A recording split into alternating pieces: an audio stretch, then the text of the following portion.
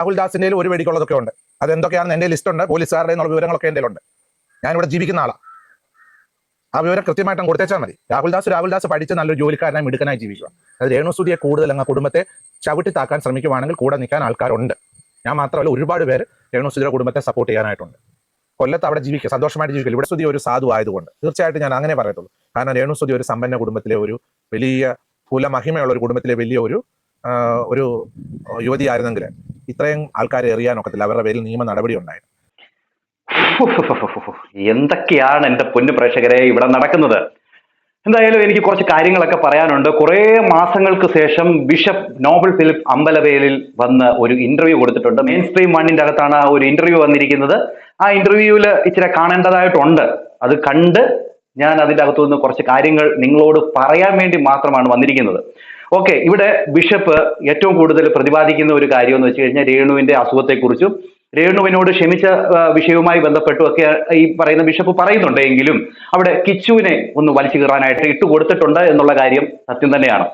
ഇവിടെ വീഡിയോ തുടങ്ങുന്നതിന് മുമ്പ് ഞാൻ നിങ്ങളോട് ചോദിക്കുകയാണ്, നിങ്ങൾ കിച്ചുവിനെ ഇഷ്ടപ്പെടുന്ന ആൾക്കാരാണെങ്കിൽ നിങ്ങൾ കമന്റ് ചെയ്യാനും അതോടൊപ്പം തന്നെ ലൈക്ക് ചെയ്യാനും നിങ്ങൾ ശ്രദ്ധിക്കണം. അതോടൊപ്പം തന്നെ രേണു ചെയ്ത തെറ്റുകൾ എന്തൊക്കെയാണെന്ന് നിങ്ങൾക്കറിയാമെങ്കിൽ നിങ്ങൾ ചൂണ്ടിക്കാണിക്കുകയും വേണം. ഞാൻ ഓരോന്നായിട്ട് ഈ വീഡിയോയിലൂടെ പറഞ്ഞ് നിങ്ങളെ മനസ്സിലാക്കി തരാം. ബിഷപ്പ് നോബൽ ഫിലിപ്പ് അമ്പലവേലിൽ അദ്ദേഹം ഒരു മിഷണറി പ്രവർത്തനമായി നടക്കുന്ന ഒരാളാണ്. അദ്ദേഹത്തെക്കുറിച്ച് ഏറ്റവും കൂടുതൽ വീഡിയോ ചെയ്തിട്ടുള്ള ഒരു വ്യക്തി എന്ന നിലയിൽ ഞാൻ പറയുകയാണെങ്കിൽ അദ്ദേഹത്തിന് മറ്റുള്ളവരെ ചേർത്ത് പിടിക്കാനും മറ്റുള്ളവരുടെ അനുകമ്പ കാണിക്കുവാനും ഒക്കെ ഉള്ള ഒരു മനസ്സുള്ള ഒരു വ്യക്തി തന്നെയാണ്. ഇവിടെ രേണു കാണിച്ച പല കാര്യങ്ങളും, രേണു ബിഷപ്പിനെ കുറിച്ച് പറഞ്ഞ പല കാര്യങ്ങളും ബിഷപ്പ് ക്ഷമിച്ചു, രേണുവിനെ ചേർത്ത് പിടിച്ചു. രേണുവിന്റെ അസുഖവുമായി ബന്ധപ്പെട്ട് അവർ വന്ന് എന്താ പറയുക, ബിഷപ്പിനോട് ക്ഷമ പറഞ്ഞു. ബിഷപ്പ് തിരിച്ചും എന്താ പറയുക അവരോട് രമ്യതപ്പെട്ട് മൊത്തത്തിൽ അവിടെ ക്ലിയർ ആയി. അങ്ങനെ ഇരിക്കുമ്പോഴാണ് ഇപ്പോൾ ഈ ഒരു ഇന്റർവ്യൂ ഇവിടെ വന്നിരിക്കുന്നത്. ഈ ഇന്റർവ്യൂവില് ബിഷപ്പ് പറയുന്ന കാര്യങ്ങൾ രേണുവിനെ സപ്പോർട്ട് ചെയ്തിട്ടുള്ള കാര്യങ്ങൾ മാത്രമാണ്. ഇതുവരെ രേണു ചെയ്തു കൂട്ടിയ കാര്യങ്ങളൊക്കെ ഒരു ഇതുമില്ലാതെ ബിഷപ്പ് അവിടെ വെള്ളപൂശി എന്നുള്ള കാര്യം കാണുമ്പോൾ നമുക്ക് മനസ്സിലാവും. എന്നാലും ബിഷപ്പ് അങ്ങനെ ചെയ്തതിനോട് നമുക്കൊന്നും പറയാൻ പറ്റത്തില്ല. കാരണം ബിഷപ്പ് എന്ന് പറയുന്ന ഒരു വ്യക്തി അദ്ദേഹം മറ്റുള്ളവരോട് ക്ഷമിക്കാനും സഹായിക്കാനും എന്താ പറയുക അങ്ങനെ ഒരു ജീവിതം നയിക്കുന്ന ഒരാളായതുകൊണ്ട് തന്നെ അദ്ദേഹത്തെ നമുക്ക് കുറ്റപ്പെടുത്താനും പറ്റത്തില്ല. അദ്ദേഹം പിന്നെ ഈ പറയുന്ന ഈ കുടുംബത്തെ ചേർത്ത് പിടിച്ചതിനോട് നമുക്കൊന്നും പറയാൻ പറ്റത്തില്ല. അത് അദ്ദേഹം ചേർത്ത് പിടിക്കണം. അത് കാരണം അദ്ദേഹത്തിന്റെ തൊഴിൽ അതാണ്. അതുകൊണ്ട് തന്നെ അദ്ദേഹം അത് ചേർത്ത് പിടിച്ചതിനോട് എനിക്ക് യാതൊരു കുറ്റവും പറയാനില്ല. പക്ഷേ എനിക്ക് ബാക്കി കുറച്ച് കാര്യങ്ങൾ പറയാനുണ്ട്. എന്തായാലും നിങ്ങൾ ഈ കാര്യങ്ങൾ ഒന്ന് കേട്ടു നോക്കുക. എനിക്ക് കുറച്ച് കൂടുതൽ കാര്യങ്ങൾ പറയാനുണ്ട്. ഈ വീഡിയോയിൽ എത്രമാത്രം പറയാൻ പറ്റുമെന്ന് അറിയത്തില്ല, എന്നാലും പറയാനുള്ളത് ഞാൻ പറയും. ഓക്കെ, കേട്ടു നോക്ക്. ഇവിടെ സുതി ഒരു സാധു ആയതുകൊണ്ട് തീർച്ചയായിട്ടും ഞാൻ അങ്ങനെ പറയത്തുള്ളൂ. കാരണം രേണുസുതി ഒരു സമ്പന്ന കുടുംബത്തിലെ ഒരു വലിയ കുലമഹിമയുള്ള ഒരു കുടുംബത്തിലെ വലിയ ഒരു യുവതിയായിരുന്നെങ്കിൽ ഇത്രയും ആൾക്കാരെ എറിയാനൊക്കത്തില്ല. അവരുടെ പേരിൽ നിയമ നടപടി ഉണ്ടായിരുന്നു. ബിഷപ്പ് പറയുന്ന ഒരു കാര്യമുണ്ട്, അവർ സാധു കുടുംബത്തിൽപ്പെട്ടവരായതുകൊണ്ട് തന്നെ എല്ലാവരും കല്ലെറിയാനായിട്ട് വരുന്നു എന്നുള്ള ഒരു സ്റ്റേറ്റ്മെന്റ് ആണ് ഇവിടെ ബിഷപ്പ് പറയുന്നത്. ഒരിക്കലും അവർ സാധു കുടുംബത്തിൽപ്പെട്ടവരായതുകൊണ്ടല്ല ബിഷപ്പെ അവരെ കല്ലെറിയുന്നത്. ബിഷപ്പിനെതിരെ സാധു കുടുംബത്തിൽപ്പെട്ട ആളായതുകൊണ്ടാണോ ബിഷപ്പിനെ ബിഷപ്പാമ്പെന്നും അതോടൊപ്പം തന്നെ ബിഷപ്പിനെതിരെ പല അലിഗേഷനും പറഞ്ഞത്? അല്ലല്ലോ. അന്ന് അവരുടെ നാക്കിന്റെ കുഴപ്പവും എന്താ പറയുക എന്തോ അഹങ്കാരം പിടിച്ച മനോഭാവത്തിൽ ജീവിച്ചവരായതുകൊണ്ടാണ് അന്ന് മറുനാടൻ മലയാളിക്കെതിരെയും അതോടൊപ്പം തന്നെ ഫിറോസിനെതിരെയും ബിഷപ്പിനെതിരെയും എന്തിനേറെ താജിനെതിരെയും ഒക്കെ ഇവർ പറഞ്ഞത് ഇവരുടെ അഹങ്കാരം കൊണ്ട് തന്നെയാണ്. അതുകൊണ്ട് ഇവർ സാധു കുടുംബമാണെന്നോ അല്ലെങ്കിൽ എന്താ പറയുക ഇവർ സാധു ആയതുകൊണ്ട് മറ്റുള്ളവർ കല്ലെറിയുന്നു എന്നുള്ള ഒരു കാര്യം പറഞ്ഞ് രേണുവിനെ നന്മപരമാക്കണ്ട. രേണു ചെയ്ത കാര്യങ്ങൾ തന്നെയാണ്. അതുകൊണ്ട് രേണുവിനെ വലിയ നന്മമരമാക്കിക്കൊണ്ട് പോകുന്നതിനോട് താല്പര്യമില്ല. ഇപ്പൊ ബിഷപ്പ് രേണുവിന് വേണ്ടി പ്രാർത്ഥിക്കുന്നു, ലോകത്തുള്ള എല്ലാവരും രേണുവിന്റെ അസുഖം മാറാനായിട്ട് പ്രാർത്ഥിക്കുന്നു, ഞങ്ങളും പ്രാർത്ഥിക്കുന്നുണ്ട്. പക്ഷേ രേണുവിനെ നന്മമരമാക്കി കൊണ്ടുപോകരുത്. പിന്നെ ബിഷപ്പും ഈ പറയുന്ന രേണുവുമായുള്ള വിഷയത്തിന്റെ ഇടയിലൊക്കെ ഞങ്ങൾ വീഡിയോ ഇട്ടിട്ടുള്ളവരൊക്കെയാണ്. അപ്പൊ ഞങ്ങളൊക്കെ ആരാകും എന്നുള്ള ഒരു കാര്യം കൂടെ ബിഷപ്പ് ചിന്തിക്കണമായിരുന്നു. ഓക്കെ, അത് വിട്. ബിഷപ്പിന് അതൊന്നും ചിന്തിക്കേണ്ടയും സോഷ്യൽ മീഡിയയിൽ എന്ത് നടക്കുന്നു എന്നുള്ള കാര്യത്തെക്കുറിച്ച് ചിന്തിക്കേണ്ട കാര്യമൊന്നുമില്ല. അത് വിട്ടുകളാം. പക്ഷെങ്കിൽ രേണുവിനെ നന്മമരമാക്കരുത്. ഓക്കെ, അടുത്ത്. അതൊരു സാധു കുടുംബത്തിലെ മാതാപിതാക്കൾക്ക് ജനിച്ച ഒരു പെൺകുട്ടി ആയതുകൊണ്ട് വഴിയെ പോകുന്നവർക്കെല്ലാം ഒരു കല്ല് കിട്ടുമ്പോൾ എറിയാമെന്നുള്ള ചിന്തയിലാണ് ഇപ്പോഴേ എറിഞ്ഞുകൊണ്ടിരിക്കുന്നത്. പക്ഷേ അവർക്ക് അതിനെ അതിജീവിക്കാനുള്ള ശക്തി ദൈവം കൊടുക്കട്ടെ എന്ന് ഞാൻ പ്രാർത്ഥിക്കുന്നു. അവർക്ക് മനസ്സ് വളരെ ദുഃഖത്തിലാണ്. ഞാൻ അവരോട് സംസാരിച്ചിട്ടുണ്ട് പല സന്ദർഭത്തിൽ. വളരെ വേദനയിലാണ് കടന്നു പോകുന്നത്. വളരെ ദുഃഖം അവർക്കുണ്ട്. പക്ഷെ എന്നാലും അത് മറ്റുള്ളവരുടെ മുമ്പിൽ കാണിക്കാതെ അവർ ജീവിച്ച് മുന്നോട്ട് പോവുകയാണ്. അവർക്ക് ദൈവം ആയുസ് കൊടുക്കട്ടെ, ആരോഗ്യം കൊടുക്കട്ടെ, അവർ മടങ്ങി വരട്ടെ എന്നുള്ളത് മാത്രമാണ് എൻ്റെ പ്രാർത്ഥന. അതൊക്കെ ഓക്കെയാണ്. കാരണം അവർക്ക് ദുഃഖത്തിലൂടെ ആയിരിക്കും കടന്നു പോകുന്നത്. ഈ രോഗത്തിൻ്റെതായിട്ടുള്ള മാനസികമായ ബുദ്ധിമുട്ട് അവർക്കുണ്ടാകും. എല്ലാം ശരിയാണ്. പക്ഷേ സമ്പന്ന കുടുംബത്തിലുള്ളവർ തെറ്റ് ചെയ്താൽ ചൂണ്ടിക്കാണിക്കത്തില്ല എന്ന് പറയുന്നത് തെറ്റല്ലേ? ആര് കാണിച്ചാലും ചൂണ്ടിക്കാണിക്കും. പിന്നെ ഇവിടെ സബ്സ്ക്രിപ്ഷനിലൂടെയും മറ്റ് എന്താ പറയുക പല രീതിയിലും ഈ രേണുവിന്റെ സ്വകാര്യ ഭാഗങ്ങളൊക്കെ പൊതുജനത്തിന് കാണിച്ചത് ചോദ്യം ചെയ്യപ്പെടേണ്ടത് തന്നെയാണ്.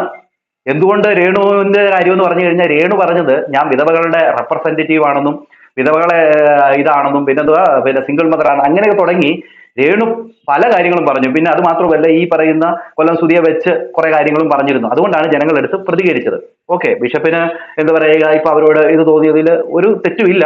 എങ്കിലും പറയേണ്ട കാര്യങ്ങൾ കുറച്ച് പറയാനുണ്ട്. ഇതിൽ ഞാൻ കൂടുതലൊന്നും പറഞ്ഞു തീർക്കുന്നില്ല. ബാക്കി മരുന്നിൻ്റെതായിട്ടുള്ള ഒരുപാട് ഇപ്പൊ പുള്ളിക്കാരത്തി ഒന്ന് വർത്താനം പറഞ്ഞാൽ പറയാം എവിടുന്ന് വന്ന് നിങ്ങൾക്ക് ഈ നാക്ക്, അടുത്ത ക്വസ്റ്റ്യൻ മിണ്ടാതിരുന്നാൽ പറയും ഇപ്പൊ നിന്റെ എല്ലാം തീർന്നോ. അപ്പൊ ഒരു കരയെ കൂടെ വെള്ളത്തിൽ കൂടെ ആ പുള്ളിക്കാരത്തെ ജീവിക്കാൻ അനുവദിക്കുന്നില്ല എന്നുള്ളതല്ലേ സത്യം. അവർ ക്ഷീണിതാവസ്ഥ ഇരുന്നാൽ പറയും ദൈവം നിന്നെ ശിക്ഷിച്ചത്. അവർ സംസാരിച്ചാൽ എടുത്ത വായിലെ പറയും നിനക്ക് അടങ്ങാറായില്ലോ. എന്താണ് അപ്പം സമൂഹത്തിന് വേണ്ടി ഉള്ള ഒരാളാണോ അവര്? അവരും ഈ ലോകത്തിൽ നമ്മളെപ്പോലെ ജീവിക്കേണ്ട ഒരാളാണെന്ന് നമ്മൾ ചിന്തിക്കേണ്ടതായിട്ടിരിക്കും. അവരൊരു മനുഷ്യ സ്ത്രീയാണ്. നമ്മളെപ്പോലെ അഭിപ്രായം പറയുവാനും നമ്മളെപ്പോലെ ജീവിക്കുവാനുള്ള എല്ലാ സ്വാതന്ത്ര്യവും രേണു സുധിക്കും ഈ ലോകത്തിൽ ദൈവം കൊടുത്തിട്ടുണ്ടെന്നുള്ളതാണ് എൻ്റെ വിശ്വാസം.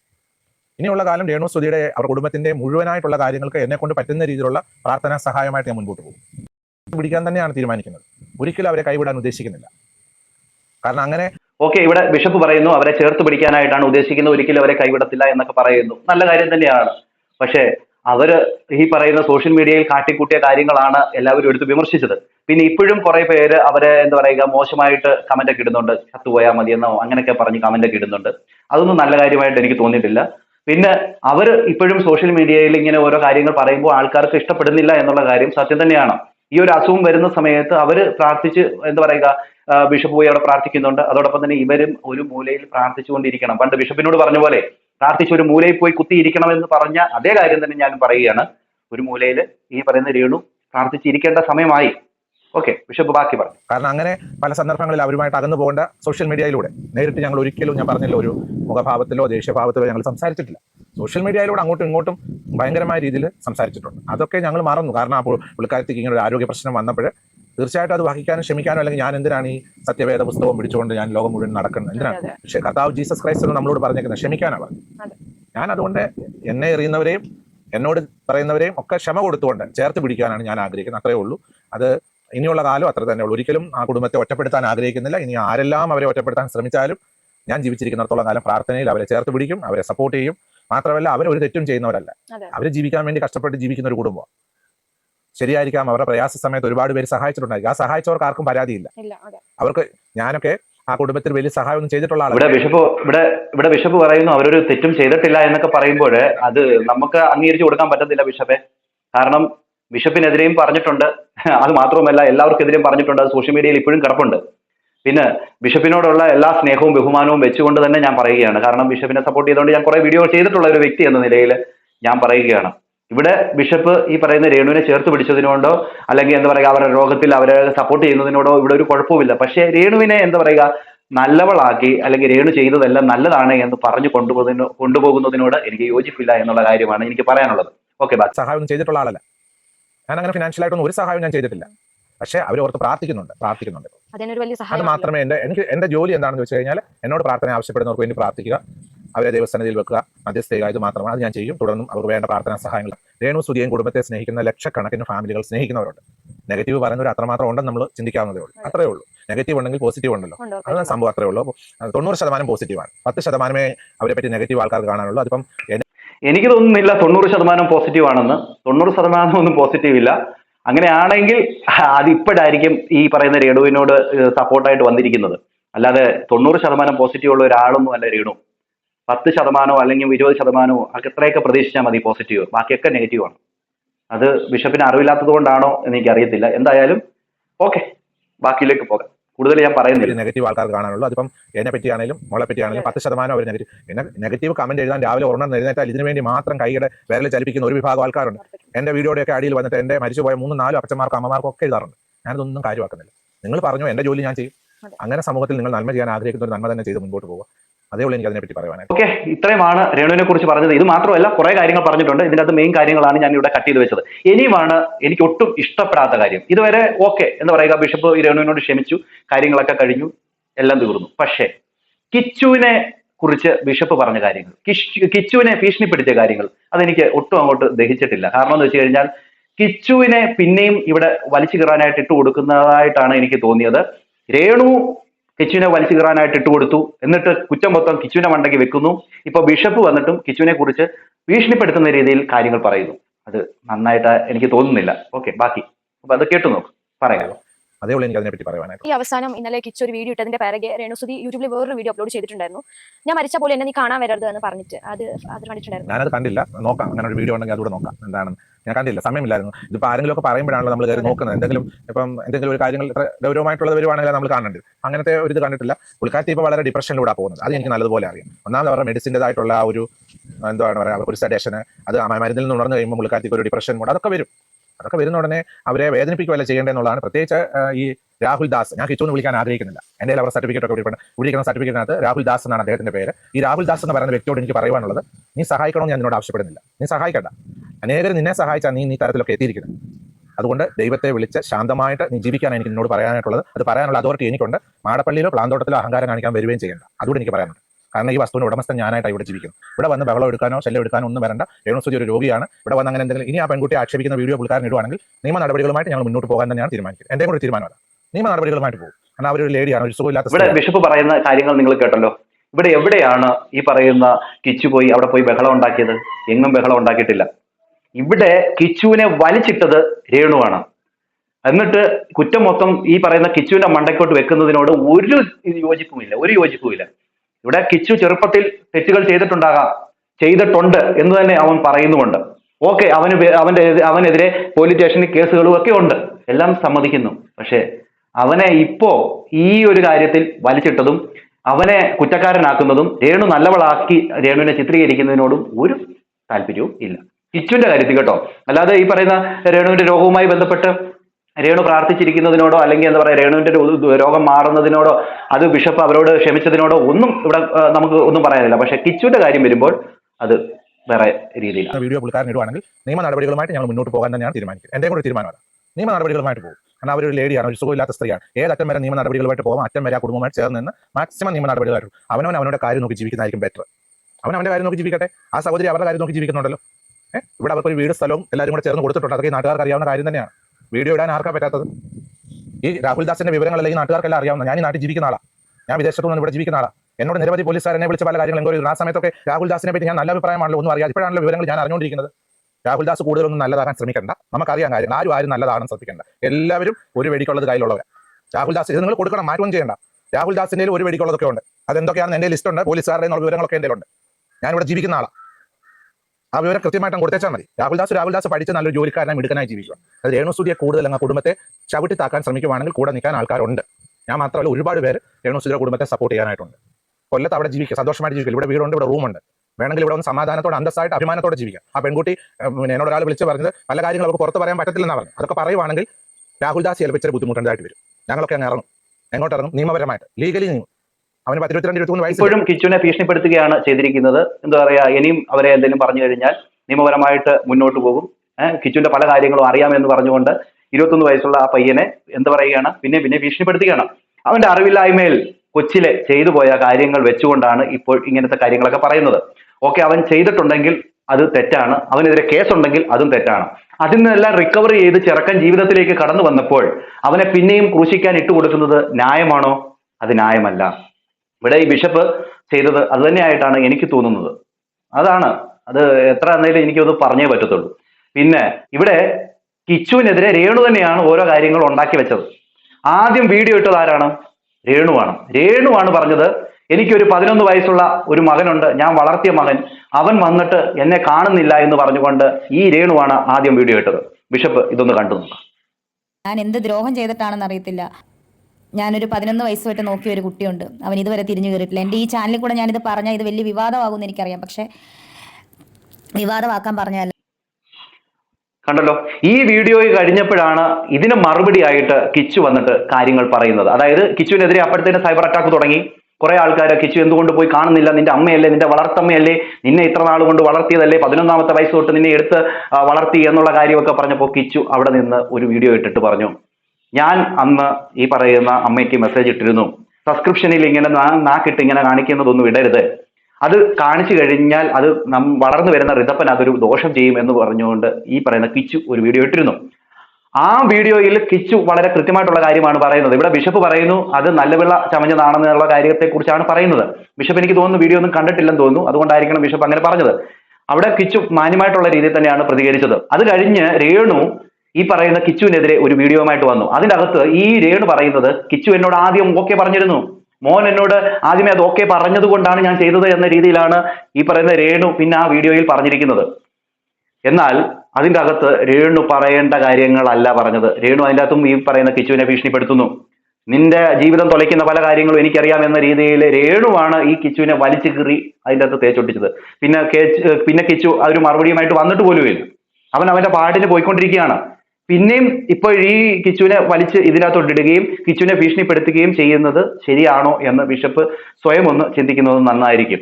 ഇവിടെ കിച്ചുവിന്റെ ഭാഗത്ത് തന്നെയാണ് ശരി എന്നാണ് ഞാൻ പറയുന്നത്. കാരണം കിച്ചുവിന്റെ കാര്യവും നോക്കിക്കൊണ്ട് ഒരു സ്ഥലത്ത് ജോലിയും ചെയ്ത് പോയിക്കൊണ്ടിരുന്നപ്പോൾ എന്നെ കാണാൻ വരുന്നില്ല എന്ന രീതിയിൽ പറഞ്ഞുകൊണ്ട് അവനെ ഇളക്കി വിടുകയും അവൻ എന്താണ് റീസൺ, എന്തുകൊണ്ടാണ് പോകാത്തത് എന്ന കാര്യം പറയുകയും ചെയ്തപ്പോൾ പിന്നെ അവനെ സോഷ്യൽ മീഡിയയിൽ വലിച്ചു കയറാൻ ഇട്ടുകൊടുക്കുകയും അവന്റെ എന്തോ പിന്നെ വെളിയിൽ വിടുമെന്ന് പറഞ്ഞുകൊണ്ട് അവനെ ഭീഷണിപ്പെടുത്തുകയും ചെയ്യുന്നത് ന്യായമാണോ?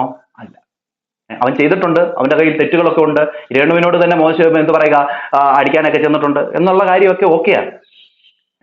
അപ്പം അവനെല്ലാം വിട്ടില്ലേ, അവൻ നല്ല വഴിക്ക് പോകുന്നില്ലേ, പഠിക്കുന്നില്ലേ, അവൻ ആ കാര്യങ്ങളൊക്കെ വിട്ടു കളഞ്ഞവനാണ്. പിന്നെ അവനെ ആ വഴിയിലേക്ക് കൊണ്ടുപോകുന്നതിനോട് ഒരു താല്പര്യം. 23 വയസ്സില്ലേ, സ്വന്തം കാര്യം നോക്കി സന്തോഷമായി ജീവിക്കട്ടെ, അത്രേ എനിക്ക് അതിനെപ്പറ്റി പറയാനുള്ളൂ. പ്രായത്തിന്റെ അല്ല, അഹങ്കാരം അങ്ങനെ തന്നെ കൊടുത്തോളൂ. അഹങ്കാരമായത് ഈ വീട്ടിൽ വന്ന അഹങ്കാരം കാണിക്കാൻ നോക്കത്തില്ല.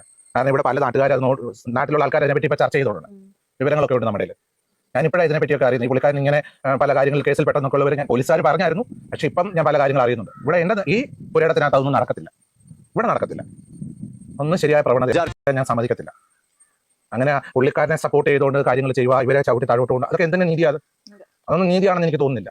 അദ്ദേഹത്തിന് ഇവിടെ ജീവിക്കണമെങ്കിൽ സന്തോഷമായിട്ട് ജീവിക്കുക. അദ്ദേഹത്തിന്റെ വീട് അവിടെ ഉണ്ട്, ആരും പൊളിച്ചു കളഞ്ഞിട്ടില്ല. അദ്ദേഹത്തിന് അവിടെ ബെഡ്റൂം ഉണ്ട്, അദ്ദേഹത്തിന് സന്തോഷമായിട്ട് താമസിക്കുക. പുള്ളിക്കാരന് ആ വയ്യാതിരിക്കുന്ന ആ സഹോദരിയെ, ആരോഗ്യമില്ലാതെ മരണവും ജീവനും ഇടയിൽ നിൽക്കുന്ന ഒരു സഹോദരിയെ അവരെ ഒരിക്കലും രേണുവിനെ വലിച്ചു കയറാനായിട്ട് ഇട്ട് കൊടുത്തതല്ല, രേണുവാണ് കിച്ചുവിനെ വലിച്ചു കയറാനായിട്ട് ഇട്ട് കൊടുത്തത്. അതിന്റെ മറുപടിയാണ് രേണു പറഞ്ഞത്. ബിഷപ്പ് ഇതിനകത്ത് പറയുന്നുണ്ട് അവർ തമ്മിൽ ഫോണിൽ സംസാരിച്ച് തീർക്കേണ്ട കാര്യങ്ങൾ സോഷ്യൽ മീഡിയയിൽ ഇട്ടതാണെന്ന് പറയുന്നുണ്ട്. ഇത് ഇട്ടത് രേണു തന്നെയാണ്, അല്ലാതെ കിച്ചു അല്ല. ഈ രേണുവിന് ഈ കിച്ചുവിനെ വിളിച്ച് സംസാരിക്കാമായിരുന്നല്ലോ, പറയുമ്പോൾ എല്ലാം പറയണമല്ലോ, അല്ലാതെ കിച്ചുവിന്റെ മാത്രം കുറ്റമായിട്ടും കിച്ചു എന്തോ വലിയൊരു തെറ്റുകാരനാണ് എന്ന രീതിയിൽ ചിത്രീകരിക്കുന്നത് ശരിയാണോ എന്റെ പൊന്നു ബിഷപ്പേ? ആണോ? അല്ല, എനിക്കത് പറയണമെന്ന് തോന്നി. ഓക്കെ, കുറച്ചുകൂടെ ഇപ്പം ആൾക്കാരുടെ മുമ്പിലേക്ക് ഇങ്ങനെ പിച്ച് ചിന്താനായിട്ട് എറിഞ്ഞു കൊടുത്തിട്ടുണ്ടെങ്കിൽ അദ്ദേഹത്തെ പറ്റിയുള്ള കാര്യം ഞാൻ ഈ നാട്ടുകാരെ കൊണ്ട് വീഡിയോ ഇടിപ്പിക്കും. പല കാര്യങ്ങൾ പറയാനുണ്ടാവും, പല കാര്യങ്ങൾ. അതുകൊണ്ട് നമ്മൾ എന്തിനാ വെറുതെ വേറെ ഒരാളെ ഡിസ്റ്റർബ് ചെയ്യാൻ പാടില്ല എന്നുള്ളതാണ് ഇവിടെ ബിഷപ്പ് പറയുന്നത്. കിച്ചുവിനെ കുറിച്ചുള്ള കാര്യങ്ങൾ മറ്റുള്ളവരെയും കൊണ്ട്, അവിടെയുള്ള നാട്ടുകാരെയും കൊണ്ടൊക്കെ വീഡിയോ ഇടിപ്പിക്കുമെന്നാണ് പറയുന്നത്. എന്താണ് കിച്ചു ചെയ്ത തെറ്റ്? ഇനി അതുകൂടെ നിങ്ങൾ അങ്ങ് പറഞ്ഞുതരാം, പറയൂ. അതാണ് ചെയ്യേണ്ടത്. ഇവിടെ രേണു നല്ലവളായി, രേണു ഒരു തെറ്റും ചെയ്യാത്ത ആളായിട്ട് ചിത്രീകരിക്കുന്നത് ശരിയല്ല. കാരണം ഒരു കൈ അടിച്ചാൽ മാത്രം സൗണ്ട് ഉണ്ടാകത്തില്ലല്ലോ, രണ്ട് കൈയും കൂട്ടി അടിച്ചാലല്ലേ സൗണ്ട് ഉണ്ടാകത്തുള്ളൂ. വിഷമുമായി ബന്ധപ്പെട്ടുള്ള കാര്യത്തിലും രണ്ട് കൈയും കൂട്ടി അടിച്ചിട്ട് തന്നെയല്ലേ വിഷയമുള്ള ഉണ്ടായതൊക്കെ. ഇവിടെ ബിഷപ്പ് ഒരു സൈഡിൽ ഇരുന്ന് പോയപ്പോൾ ബിഷപ്പിനെ വലിച്ച് ഈ സോഷ്യൽ മീഡിയയിൽ ഇത്രമാത്രം സൈബർ അറ്റാക്കിന് ഇട്ടുകൊടുത്തത് എന്തിനാണ്? ഈ രേണുവിന്റെ നാക്കിനെല്ലില്ല. രേണു വായി തോന്നുന്നു വിളിച്ചു പറയും. സ്വന്തം മകനാണെന്ന് ഈ രേണുവിനൊരു ബോധം ഉണ്ടായിരുന്നെങ്കിൽ ഒരിക്കലും അങ്ങനെയല്ല പ്രവർത്തിക്കേണ്ടത്. ഈ പറയുന്ന കിച്ചുവിനെ ഫോൺ വിളിച്ച് സംസാരിക്കുകയാണ് ചെയ്യേണ്ടത്. ഇവിടെ ബിഷപ്പിന് എന്താ പറയുക, ചിലപ്പം ഇവരെന്താണ് ഈ സോഷ്യൽ മീഡിയ ചെയ്തിരുന്നത് എന്നുള്ള അറിവില്ലായ്മ കൊണ്ടായിരിക്കാം ഇവിടെ കിച്ചുവിനെ കുറ്റപ്പെടുത്തുന്നത്. കിച്ചു എന്തോ അങ്ങ് എന്നെ ഇങ്ങനെയൊക്കെ പറഞ്ഞു എന്ന് ബിഷപ്പ് അവിടെ പോയി പ്രാർത്ഥിക്കാൻ ചെന്നപ്പോൾ ചിലപ്പോ ഈ കരഞ്ഞു പറയുകയോ അല്ലെങ്കിൽ വിഷമത്തോട് പറയുകയോ ചെയ്തപ്പോൾ ബിഷപ്പിന് തോന്നിയ ഒരു എന്താ പറയുക ഒരു വികാരമായിരിക്കാം ഈ ഒരു ഇന്റർവ്യൂ. പക്ഷേ ഇതിന്റെ അകത്ത് സത്യങ്ങളുണ്ട്. ഇവിടെ രേണുവാണ് ഇതിന്റെ അകത്ത് തുടക്കമിട്ടതും എല്ലാം. രേണു അസുഖം ബാധിച്ച് ചികിത്സയിലിരിക്കുന്ന രേണു, അതും ഒരു മാരകമായിട്ടുള്ള ഒരു അസുഖം ബാധിച്ച് ചികിത്സയിലിരിക്കുന്ന രേണു പ്രാർത്ഥിച്ച് ഓരോ സ്ഥലത്തും ഇരിക്കേണ്ട ആളാണ്. ഈ സമയത്ത് മനസമാധാനത്തോടെയും സ്വസ്ഥതയോടും കൂടെ ഇരിക്കേണ്ട സമയമാണ്. ബിഷപ്പ് പറയുന്ന പോലെ തന്നെ പ്രാർത്ഥിച്ചിരിക്കേണ്ട സമയമാണ്. അല്ലാതെ സ്വന്തം മകനെ വലിച്ചു കീറാൻ ഇട്ട് കൊടുത്തിട്ട് നല്ലവളായിട്ട് ഇരിക്കുന്നതിനോട് ഒരു ഇതുമില്ല. പിന്നെ രേണുവിന്റെ അസുഖം ഭേദമാകട്ടെ എന്ന് പ്രാർത്ഥിക്കുന്ന ആൾക്കാർ തന്നെയാണ് നമ്മളെല്ലാവരും. പക്ഷെ വീണ്ടും വീണ്ടും സോഷ്യൽ മീഡിയയിൽ ആ ചെറുക്കന് ആരുമില്ല, കിച്ചുവിന് അച്ഛനുമില്ല അമ്മയുമില്ല. ആ പയ്യനെ സോഷ്യൽ മീഡിയയിൽ ഇങ്ങനെ വലിച്ചു കീറാനായിട്ട് ഇട്ട് കൊടുക്കുന്നതിനോട് ഒരു താല്പര്യമില്ല. രേണുവിനാണെങ്കിൽ എല്ലാവരും ഉണ്ട്. ഇപ്പോൾ ആ കിച്ചുവിന്റെ വല്യമ്മ മാത്രമേ ഉള്ളൂ. ഇപ്പൊ ബിഷപ്പ് പോലും ഈ കിച്ചുവിനെതിരെ വന്നിക്കുവാണ്. അപ്പം അത് പറ്റത്തില്ല. അതുകൊണ്ട് തന്നെ ഞാൻ ഈ വീഡിയോ ഇട്ടു. നിങ്ങളുടെ അഭിപ്രായങ്ങളും നിർദ്ദേശങ്ങളും മസ്റ്റായിട്ട് കമന്റ് ചെയ്യുക. ഈ ഒരു വിഷയത്തെക്കുറിച്ച് എനിക്ക് കുറെ കൂടുതൽ പറയാനുണ്ട്. എന്താണ് ഞാൻ ഇനി അത് അടുത്തൊരു വീഡിയോ ചെയ്യണോ വേണ്ടായോ എന്നുള്ള കാര്യവും നിങ്ങൾ കമന്റ് ചെയ്യാൻ മറക്കരുത്. അടുത്തൊരു വീഡിയോ കാണുന്നവർക്ക് എല്ലാവർക്കും